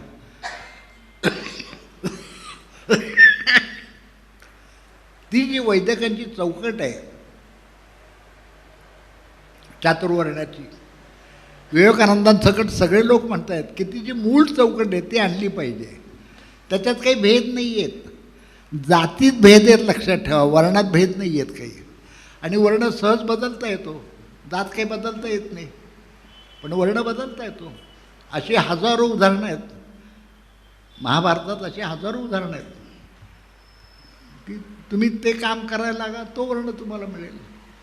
ती चौकट पक्की होते. कोणाचा देश नाही, अमुक नाही, तमुक नाही, हे सगळं त्या काळी त्याने आखून ठेवलं. ते आम्हीच लोकांनी नष्ट करून टाकलं. स्वार्थामुळे आम्ही ती चौकट बिघडून टाकली. पण अजून थोडासा झरा राहिला आहे, थोडासा त्याच्यावर अशी काही माणसं होतात. मग इथं पुण्यात एक माताजी होत्या कॅम्पात, नाव विसरलो आता, त्यांना शंकर महाराज आम्हा म्हणायचे. त्यांना अनेक लोक आई म्हणून त्यांच्याकडे जायचे. धर्माने म्हणाल तर त्या मुस्लिम होत्या, पण मुस्लिम का ख्रिश्चन हे धर्म आहेत. हिंदू हा धर्म नाही आहे, हे केवळ संस्कृती आहे. त्यामुळे तुम्हाला इथं प्रत्येक गोष्टीचं स्वातंत्र्य दिलेलं आहे. कोणाचंही नाव घ्या, काही करा, वाटेल तसे वागा, त्याला आंघोळ करा, नका करू, दारू प्या, नका पिऊ, सगळे तुमच्या धर्माचे लोक आहेत, असं त्यात दिलेलं आहे. स्वातंत्र्य दिलं आहे, वैचारिक परंपरेचं स्वातंत्र्य दिलं आहे. त्यामुळे एक म्हणतो इतके इतके कोटी देव आहे, दुसरा म्हणतो मी देवच मानत नाही, मग तोही आमच्याच धर्माचा आहे. इथं वाईट किंवा चूक किंवा बरोबर अशी काही भानगडच नाही आहे. हे सगळे आपलेच लोक आहेत आणि ते त्यांना जे आनंद वाटेल ते त्यांनी करावं. याला विरोधच कोणी केलेला नाही आहे, कारण ही केवळ संस्कृती आहे. धर्म म्हटला की धर्माचे नियम येतात. इस्लाममध्ये लिहिलं आहे की दारू पिऊ नका, बाईला विकू नका. आता हे सगळे उद्योग जास्ती करणारे तेच लोक आहेत. आणि त्याच्यात हास्यास्पद विनोद आहे की मेल्यानंतर इतक्या इतक्या नागड्या बायकांना अमुक अमुक मिळेल असं त्यात दिलं आहे. हे काही माझं म्हणणं नाही आहे. इथं असलं काही दिलेलं नाही आहे असं काही मिळेल म्हणून. नाही तर इथं गर्दीच जमा झाली नसती. हे सगळे स्वर्गात काय मिळणार आहे त्याची चंगळ बघतच बसले असते वाट. कधी एकदा मरते ते मिळते सुख, असं नसते काही. आणि हे सगळे जे काही कर्म आहे हे आपल्या हातात आहे आणि ते केव्हाही तुम्ही चालू करू शकता.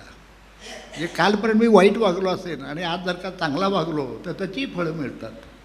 अशी सगळी उकल दिलेली आहे. त्यामुळे किती का उशिरा असे ना साधना करायला लागा. ती साधना तुम्हाला पुढच्या जन्मातही पुरते.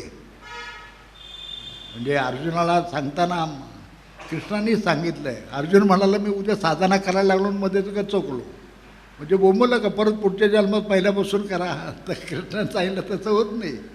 जिथपर्यंत साधना आली होती आणि मेलाय तुम्ही, ती साधना पुढच्या जन्मात त्याच्या पुढं नेते तुम्हाला. अशी आपल्या धर्मात अनेक उदाहरणं आहेत. मुक्ताबाई सकट की सगळी भावंडं तयारच होऊन आली होती. आनंद आहे फक्त. बोला. साधना काय करायची सांगा. हो त्याचं म्हणजे साधना काय करायची त्याचं मार्गदर्शन जर केलं तर ते हो. उपयोगी होईल. एकूण 1560 रुपयात मिळतं ते सगळं. हे पण साई पुस्तकांची किंमत सांगितली तुम्हाला. हो याच्यात एक अक्षरही खोटं नाही आहे.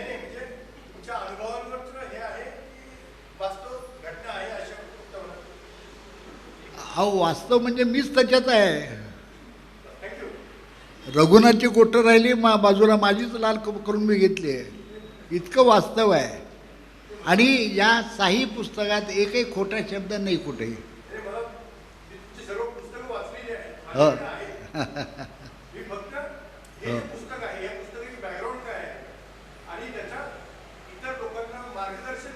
हो सगळं त्याच्यात लिहिलं आहे. सगळं सविस्तर साधनेच्या संदर्भात आलेलं आहे. काय तुमच्या प्रश्नाचं उत्तर देतो, बोला.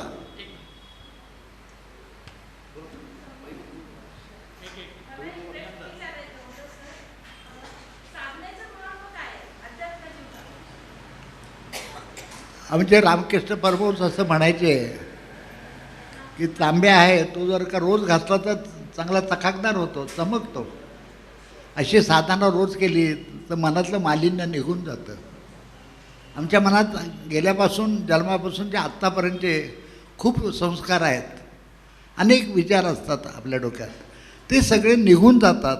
मालिन्य निघून जातं, आपण स्वच्छ होऊन जातो. असं ग्रंथात म्हटलं आहे की एकूण 72,000 नाड्या आहेत. त्या सगळ्या नाड्यांचं शुद्धीकरण होतं त्याने आणि आपण या अवस्थेला पोचतो. म्हणजे मी बोलताना मी म्हणतो की रामकृष्ण परमहंस होणं अजिबात कठीण नाही आहे. साधना करायला गाऊन झालं. आम्हाला काही करायचं नाही आहे, त्याचे काही गोळीबिळी आहे कसं असं लोक म्हणतील अशी अवस्था आहे. ते आपल्याला करावं लागतं साधना. तुम्ही चालू करा, सगळं मिळेल.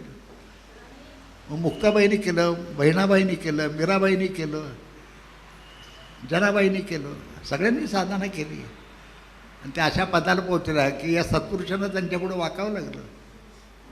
त्या अगदी सहज साध्य आहे. चालू करा.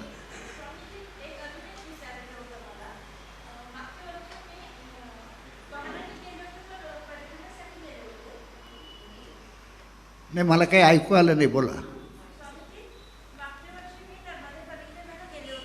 नाही परिक्रमा नाही झाली तुमची. हां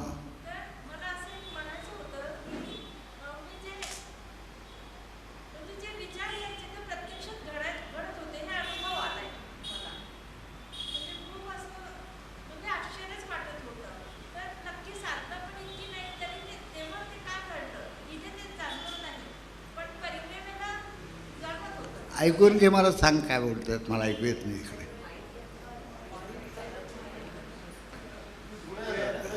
नाही असू दे सांगते मी.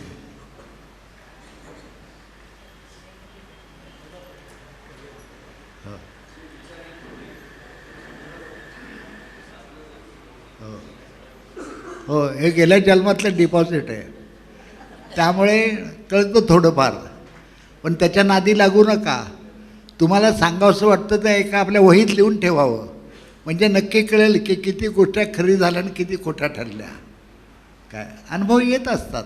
काय आपली श्रद्धा काय लायकीची त्याच्यावर अनुभव येतात. त्यात काही नवल नाही आहे. पण मग साधना करा. आता तुमचं उत्तर देतो, बोला. माझा प्रश्न असा आहे, वैराग्याचं प्रदर्शन करण्यासाठी भगवी वस्त्रच घालणं आवश्यक आहे का? नाही. म्हणजे बरेच जण आजकाल तेच करतात म्हणून विचार. नाही, वैराग्याचा आणि या भगव्या कपड्याचा काही संबंध नाही आहे. हे भगवे कपडे घालून लोकांना गाढव बनवता येतं, एवढाच त्याचा अर्थ आहे. जे हरिद्वारला होतं, प्रयागला होतं, नाशिकला होतात, हे जे होतात उत्सव, याच्यात एकही साधू नसतो, सगळे हरामखोर असतात, लक्षात ठेवा. पण तुम्ही लाखोची गर्दी करून तिथं जाता शेण खायला. का जाता? सांगून सुद्धा लोक ऐकत नाहीत. तिथे सगळी डुकरच आहेत. माणूस म्हणून घेण्याच्या लायकीचे लोक नाही येत ते. तर त्यांच्याकडे बायका ठेवलेल्या आहेत, चरस आहे, गांजा आहे, अमुक आहे, तमुक आहे, सगळं सुखसंपन्न आहे. तर माहेरक्या माणसाला त्यात कशाला घेतील? म्हणून कोणीच सत्पुरुष तिथं गेलेलं नाही तडफडायला, कारण तिथं काही नाही आहे. तिचा अय्याशीच आहे फक्त. आणि धर्माने जो प्राचीन काळी जो भगवा रंग ठरवला त्यागाचं प्रतीक म्हणून, ते तसं आज राहिलेलं नाही आहे. ते मधल्या काळातही नव्हतं, म्हणून धर्माचे नियम बदलत गेले काय. पण हे वस्त्र घालणं म्हणजे लोकांना गाढव बनवणं आहे. पण हे वस्त्र का घालायचं असतं, याची सद्गुरूने एकदा दिलेली जाणीव अशी की लोकांनी बघितलं आपल्याला तर त्यांना कळावं की अरे हा संन्यासी दिसतोय, याचा आपण समाज काही देणं लागतो. तर आपल्याला स्वतःला कळवलं की अरे बापरे, मी तर संन्यासी आहे, मी कसं वागलं पाहिजे समाजापुढं आदर्श, याच्यासाठी भगवं वस्त्र आहे. बाकी भगव्या वस्त्राचा आणि याच्या कशाची संबंध नाही हे लक्षात ठेवा. आता आपला जो प्रश्न होता साधना, बोला बोला ना. नेमकं अध्यात्म म्हणजे काय? हां, नेमकं अध्यात्म म्हणजे काय? आधी आत्मन ओळखणे म्हणजे स्वतःला ओळखणे म्हणजे अध्यात्म आहे, बाकी काही नाही. हे कसं अंगीकारायचं कसं असतं? हां, हे कसं अंगीकारायचं असतं? हॅलो, बोला. हे कसं अंगीकारायचं असतं? नाही, मला काही कळत नाही. हो, सांगतो. हाच प्रश्न 2 लोकांचा झाला आहे, सांगतो. आणखी कोणाला काही विचारायचं आहे का? सांगतो.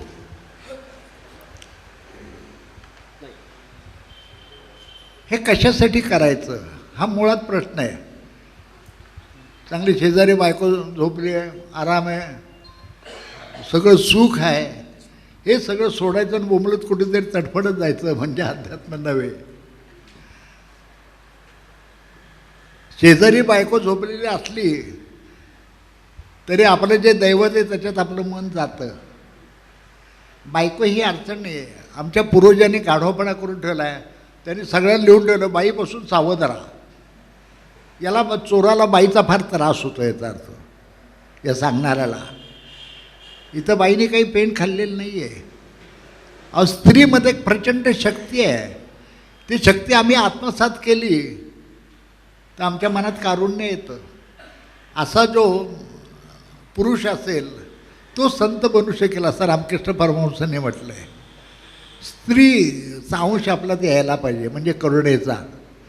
स्त्रियांची जी निष्ठा असते आणि करुणा असते ही विलक्षण असते. ते सहसा पुरुषात गुण नसतो, तो त्याला आत्मसात करावा लागतो. मग तो साधनेने येतो. मग साधना काय भानगड आहे? ते हे जे काही तथाकथित तुम्ही देवबीव काहीतरी भानगड म्हणताय, तर देव नावाचा प्राणी या जगात कुठे अस्तित्वात नाही हे लक्षात ठेवा. तुकाराम महाराजांचाच अभंग आहे, देव आहे जनी म्हणावे, पण देव नाही मनी जाणावे. कुठे देव? वेदावेदांनी असाच सगळा प्रश्न केला आहे, कुठं आहे देव दाखवा. तर हा दाखवता येत नाही. अशी वाऱ्याची झुळूक आली तर ती दाखवता येत नाही. ही बघा नाही दाखवता येत. अंगाला जाणीव होते की वारा आलाय बरं का. कुणीतरी अत्तर लावून येतो कळतं, कुणीतरी अत्तरात छान वास येतोय, तो वास दाखवा म्हटलं तो वास दाखवता येत नाही. परमेश्वरी अशी भानगड आहे की जी अस्तित्वात नाही आहे, आणि ती आहे म्हटली तेव्हा सगळ्या संतांनी म्हणलं आहे की निर्गुण निराकार आहे. हिला आकार नाही, अमुक नाही, तमुक नाही, कुठलाही अमुक परमेश्वराचा गुण असं दाखवता येणार नाही, कारण तो चोरलेखाचा नाहीच आहे. इतकी माणसं दुःखात आहेत, या लोकांच्या कर्मामुळे ती दुःखात आहेत. पण मग तो परमेश्वर दयाळू आहे तर त्याला जाणवत नाही का यांच्यावर कृपा करुण्यानं सगळ्यांना सुखी करून सोडावं? तर तसं नाही होत. तुमचं कर्म तुम्हाला फेडलं नाही तर तुम्ही पापच करत बसाल फक्त. त्यामुळे एक आपण मानलेली एक शक्ती आहे केवळ, ही शक्ती अस्तित्वात आहे. ही शक्ती म्हणजेच प्रकाश आहे. जेव्हा वेळ आली की सगळ्या धर्मात काय लिहिलं आहे, तर सगळ्या धर्मात हेच लिहिलं आहे की तिथं काय आहे, शेवटी तिथं तर केवळ प्रकाश आहे, बाकी काही नाही आहे. तो प्रकाशच आपण होऊन जायचं, आपणच प्रकाशमय होऊन जायचं आणि या जन्ममरणाच्या फेऱ्यातून सुटून जायचं, कटकटच नाही. आम्ही बोबलत बसतो, कोणतरी म्हणणं आहे तुमचं गेल्या जन्मातलं पाप आहे, मग ते गेल्या जन्मातलं पाप आहे, ही भानगडच नाही ना. चांगलंच वागा की पापच निर्माण होणार नाही, की आनंदच आहे. तुम्हीच परमेश्वर होता. परमेश्वर होणं फार सोपं आहे, पण ते कोणाला नको आहे. मग ते कसं व्हायचं, तर त्याला साधना करायला लागते. मग साधना म्हणजे काय? तर इथं अध्यात्माचा विषय चालू होतो. तुमचा धर्म बिर्म तिकडं वेगळं असतं नाटक. अध्यात्मात असलं काही नसतं आहे. इथं आंघोळ आयुष्यात करा, नाही तर आयुष्यावर करू नका, तुम्ही पवित्रच आहात. काय जेवता याच्याशी काही देणं घेणं नाही. मग तुम्ही चुकून कोंबडी खाल्लीत म्हणून तुम्ही पापी होत नाही, पण कोंबडी खायला बसू नका.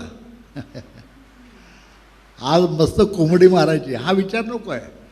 पण कुठेतरी सहज गेला तर कुठेतरी जेवायला वाटलं त्यात कोंबडी असेल तर खा ना आनंदाने. कोंबडी खाण्याचा आनंद भोगू नका, मिळाले ते खा त्याचा आनंद भोगा. म्हणजेच दुसऱ्याने वाढलं तर त्याचे विचार त्याच्यातून येतात, ते घातक असतात. समाजात अनेक माणसं अशी असतात किती वाईट विचाराचे असतात. त्यांचं अन्न खाल्लं तर त्याच्याबरोबर आपले विचार आपल्या डोक्यात येतात. अशा याच्यावर खूप कथा आहेत. प्रश्न असा आहे की नेमकं काय अध्यात्म म्हणजे, तर स्वतःचा शोध घेणं म्हणजे अध्यात्म आहे. काही लोक चुकून म्हणतात की मी परमेश्वराच्या शोधात चाललो आहे, जा बोंबलत आयुष्यभर, हिंडून काही होणार नाही, कारण तो कुठंच नाही आहे. तो तिथं असेल तर इथं पण आहे, मग तिकडं कशाला जातो. त्यामुळे ऋषिकेशला जाण, काशीला जाण, इकडं जाण, ह्या फालतू पण आहेत. तिथेही दारूची दुकानं आहेत, बाया आहेत, असं शंकराचार्यांनी म्हणून ठेवलं आहे. लोक लगेच मला दूर द्यायला बघतात, ते कोणतं असं म्हणाला. अरे मी कशाला म्हणतो, शंकराचार्यांनी म्हणवलं की काशीत कसल्या गोष्टीपासून जपा. तिथे वेश्या आहेत, बैल आहेत, दलाल आहेत, यांच्यापासून सावध राहा. तसं नर्मदा तटावर गेलं, नर्मदा परिक्रमेत, की शठे नटे सगळं शंकराचार्यांनी लिहून ठेवलं आहे. सगळे भ्रष्टमंडळी तिथे पण आहेत, माजलेले ब्राह्मण आहेत, गुरुजी आहेत, स्वतःला महंत म्हणून घेणारे हरामखोर आहेत, सगळे आहेत तिथं. हे सगळ्या ठिकाणी जगात आहे. तर मग इथून तिकडे का जातो, तर काही जायची गरज नसते. जेव्हा गुरु तुम्हाला चालवतो की हाकला इथून कशासाठी, तर इथं जर का 4 दिवस थांबलं तर इथला लोभ सुटतो. ही माझी जागा आहे असं माणूस म्हणायला लागतो 4 दिवसात. अरे तुझी कुठली जागा, काल पण इथं दुसरा माणूस म्हणत बसत होता. तर सर्व तऱ्हेची आसक्ती जावी म्हणून त्यांनी एका ठिकाणी राहायचं नाही आहे. पण एकाच जागी राहिला तरी तो त्या पदाला पोचतो.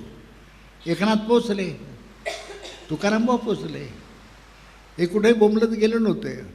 आमचे रामदास स्वामी हिंडत बसले, तेही चुकीचं नाही आहे.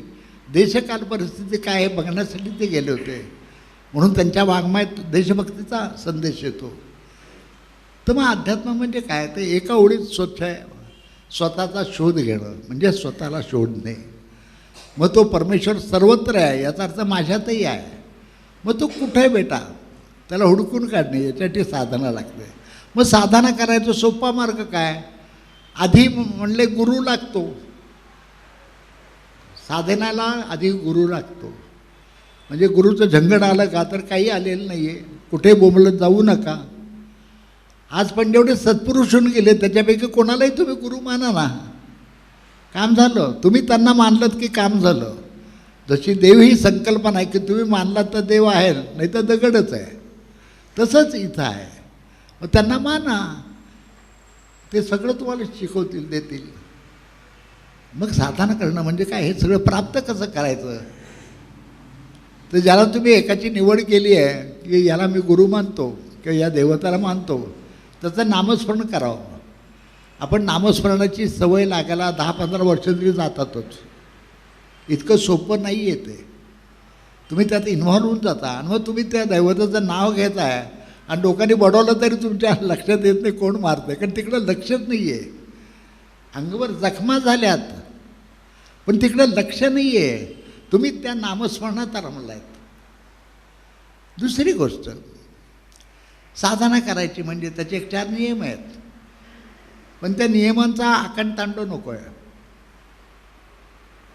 असे हात करणं याला ज्ञानमुद्रा म्हणतात.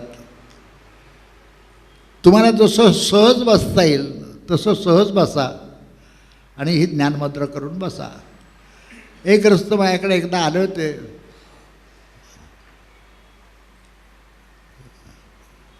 ते आसन शिकायचे म्हणले, सहजासन.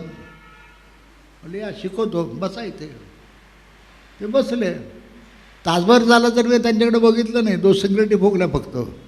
शेवटी ते कंटाळे तासाभराने. म्हणले महाराज मला सहजासहज शिकवता ना. म्हटलं तुम्ही जे बसल्या त्याला सहजासन म्हणतात. सहजासन नावाचं आसन नाही आहे कुठलं. आपण सहजपणे कसंही बसावं त्याला सहजासन म्हणतात. ही ज्ञानमुद्रा केली. ज्यांना तुम्ही गुरु मानताय त्यांना सांगा शरण आलोय सांभाळा आणि डोळे मिटून घ्या. आता डोळ्यासमोर जे काही दिसेल ते बघायचं आहे. चित्र विचित्र दिसतं, घाण दिसतं, वाईट दिसतं, चांगलं दिसतं, जे दिसतं ते बघा. त्यामध्ये संस्कार आहेत. मन स्वच्छ करणं चाललं आहे, धुणं चाललं आहे मनाचं. त्यामुळे ते वाईट वाईट गोष्टी दिसत असतात. 10-15 मिनटं दिसतात. त्यानंतर नकळत समाधी लागते 2, 4, 5, 10 मिनटंसुद्धा. ती तुम्हाला कळतच नाही, कारण समाधी जाणीव नसते, त्यामुळे कळत नाही काय होतं आहे. त्यानंतर तुम्ही त्या भानगडीतून बाहेर यायला लागता. ते तर फार मनोरम असतं. असं केवळ आनंदाचा भाग असतो. हा सगळा वायूचा खेळ आहे. वायू शरीरातून फिरत असतो. तो फिरून गेला तर संपूर्ण बाहेर पडला की डोळे आपल्याप उघडतात की उठायचं. आजची साधना झाली. लोक काय करतात, मी आपलं सहज कोणी आलं की विचारतो अंदाजे किती वेळ साधना करता. 15 मिनटं बसतो ना. मग मी घालतो शिवाय भोसडीच्या 15 मिनटांनी काय होणार आहे. 15 मिनटांनी काही होत नाही. ही साधनाच नाही आम्ही समजत. याला साधना नाही म्हणत. डोळे उघडायच्या अगोदर सुटतोयच हे नाही चालणार. त्यामुळे बसून राहावं. त्यांना काय दाखवायचं ते दाखवतात. हळूहळू आपलं मन साफ करत नेतात. साधनेचा हा अर्थ आहे की त्या साधनेत तुम्हाला सगळं मिळतं. मग ज्ञानेश्वरीत जे म्हटलं आहे की इथं कमळ आहे, तिथं कमळ आहे, अमुक आहे, तमुक आहे, हे नक्की आहे का? ज्ञानेश्वर माऊलीने असं म्हटलं की असं आपण कल्पना करूया, असं धरूया, असं बघा की असं असं आहे. ही कल्पना आहे केवळ. मला फाडला तरी कमळ विवळ काही मिळणार नाही, कारण आत काही नाही आहे.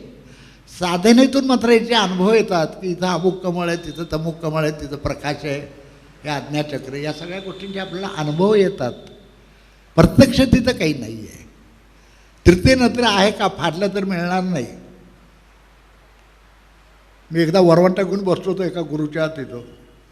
म्हणजे गुरु आपलं म्हणायची पद्धत आहे म्हणून त्याला गुरु म्हणतोय. त्याने डोळे उघडे व्हायला काय करतोयस म्हणलं, इथं फोडून बघतो 3रा डोळा आहे का. ते बाजूला सरकलं. त्याला म्हणले भोसडीचा मारेल मला. मग तुम्ही थापा का मारता.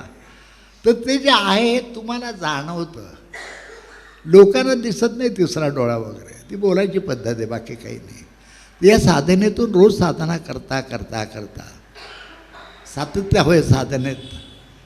त्याच्यात तुम्ही झोकून दिले जाता, तुम्हाला अनुभव यायला लागतात. आणि ह्याच्यात कुठली सिद्धी मिळते वगैरे याच्या भानगडीत पडू नका. सिद्धी म्हणजे कचऱ्याची पेटी आहे, ती कशाला डोकं ओढून घेत आहे. मला सहज विवेकानंदांचा किस्सा आठवतो आहे. आश्रमातला एक माणूस 10-12 वर्षांनी त्यांना भेटतो आणि खुशी सांगतो, काय नरेंद्र कसं काय वगैरे, तुझं काय चाललं आहे. तर म्हणतो मी एक सिद्धी मिळवली. आणि म्हटलं कुठली सिद्धी. म्हटलं आता काही नाही, मी पाण्यावरून चालत जाऊ शकतो, बघ म्हणतो. तो दाखव. तर पाऊल उचलतात आणि पाण्यात बुडतात. ही विनोदाचा भाग आहे.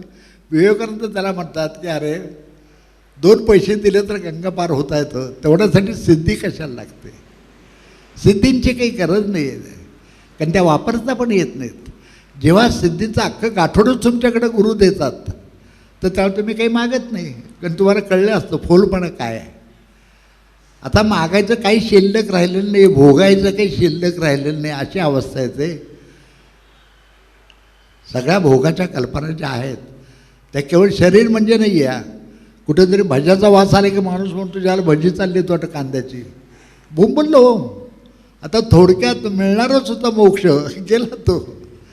जेव्हा तुमच्या सर्वतरी सगळ्या वासना संपतात तेव्हा जिवंतपणीच मोक्ष मिळतो. पण लोक विनोदी पण असतात. मी त्या कांदिवलीला होतो एकटा, 2 बायकांचा फोन आला की आम्हाला तुम्हाला ताबडतोब भेटायचं. म्हटलं आता येऊ नका, उशीर झाला आहे, मला आता झोपायचं आहे. नाही, एकच मिनटाचं काम आहे म्हणल्या. म्हणलं या. त्यामुळे महाराज आमचं मोक्ष कुठं आहे. म्हटलं वाळत टाकलाय बाहेर, सकाळी घेऊन जा. असा मोक्ष मिळतो काय कोणाला? तर मग मोक्ष मिळणं खूप कठीण आहे का? बिलकुल नाही. एका सेकंदात तुम्ही म्हणा की मी सगळं सुटलं माझं, झाला मोक्ष. आहे काय? नाही काय. मोठं होणं फार सोपं आहे. लहान होण्यात अहंकार खूप लागतो आणि अहंकारचं बळ लागतं. मोठं होण्यात काही लागत नाही. ढोंगणाला लंगोटी पण नसते हो, झाला तो मोठा. हे लक्षात ठेवा. अध्यात्मात मिळवायचं काही नसतं, सगळं सोडूनच द्यायचं असतं. कपडे सोडले, घर सोडले, अमुक सोडलं, तमुक सोडलं. मग उद्या तुमच्या बायकोला वाटलं की आपण असं बनावं, तर तुम्ही अडथळा आणाल. नाही नाही, घराच्या बाहेर पाऊल नाही ठेवायचं, तंगड मोडून टाकील म्हणाल. पण तुम्हाला मात्र वाटलं की आता जावं घर सोडून कुठंतरी, तर तुम्ही जाणार. बायको रडली म्हणून कोणी बघत नाही. असं नाही चालत अध्यात्मात. त्याही माऊलीला समजून सांगा विषय काय, स्वतःही समजून घ्या आणि साधना करायला सुरुवात करा. याला साधनेत मार्गदर्शनावर काही लागत नाही. कारण लक्षात ठेवा, आपण डोळे मिटून या जागी बसायचं एवढंच आपल्या हातात आहे. त्या डोळे मिटून बसल्यानंतर जे काही होते ते सगळं सद्गुरू करून घेत असतात. तर आपल्याला काहीच करायचं नाही आहे. याच्यावर काही शंका आहे का? बोला आता.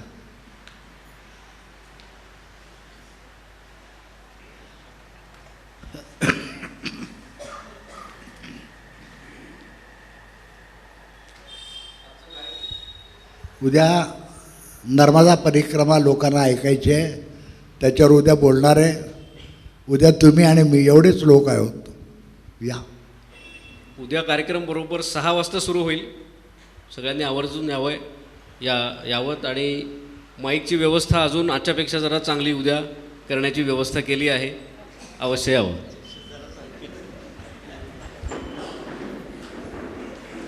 गुरुदेव दत्त. चला.